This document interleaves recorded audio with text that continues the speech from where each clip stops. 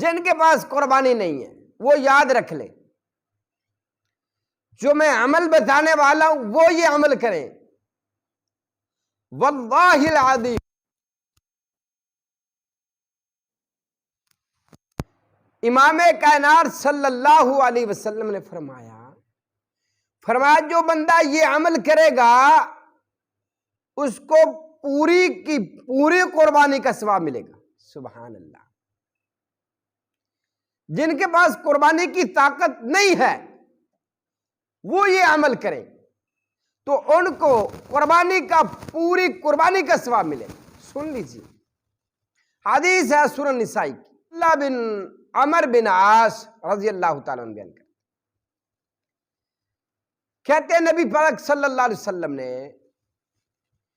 ایک آدمی کو قربانی کرنے کا حکم دیا۔ اس آدمی نے عرض کی، اللہ کے حضور صلی اللہ علیہ وسلم،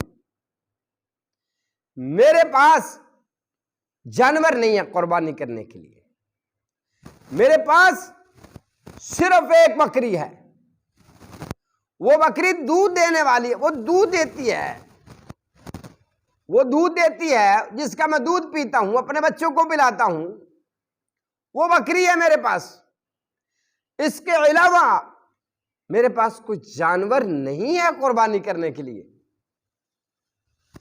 اللہ کے حضور صلی اللہ علیہ وسلم، کیا میں وہی جانور، وہی بکری جو دودھ دینے والی ہے اسی کو قربان کر دوں؟ آپ نے فرمایا اللہ، نہ، جو بکری دودھ دیتی ہے، جس بکری کا آپ دودھ استعمال کرتے ہیں، اس کے علاوہ آپ کے پاس کوئی جانور نہیں ہے، آپ اس کو قربان نہ کریں۔ آپ علیہ الصلوۃ والسلام فرماتے ہیں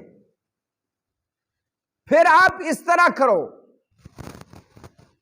کہ قربانی والے دن، عید والے دن آپ اس طرح کرو، اپنے بالوں کو اتار دو، یعنی اگر درست کروانے والے ہیں حجامت وغیرہ تو وہ کروا لو، اپنے ناخن تراش لینا،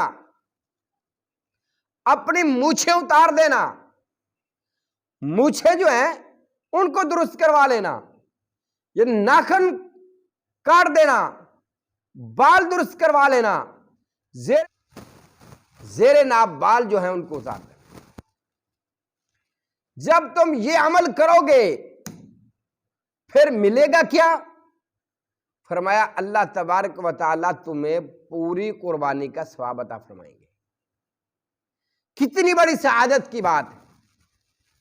جس میرے بھائی کے پاس قربانی نہیں ہے، قربانی کا جانور نہیں ہے، ہمت بھی نہیں ہے، طاقت بھی نہیں ہے، قربانی نہیں کر سکتا، وہ یہ عمل تو کر سکتا ہے نا۔ یہ ایام، یہ دن ایسے ہیں کہ اللہ تبارک و تعالیٰ کسی کو خالی نہیں موڑتے، ہر بندے کو اللہ اجر عطا فرماتے ہیں۔ جن کے پاس قربانی نہیں ہے وہ یہ عمل کریں گے تو اللہ تبارک و تعالیٰ ان کو پورے کا پورا اجر قربانی کا عطا فرما دیں گے۔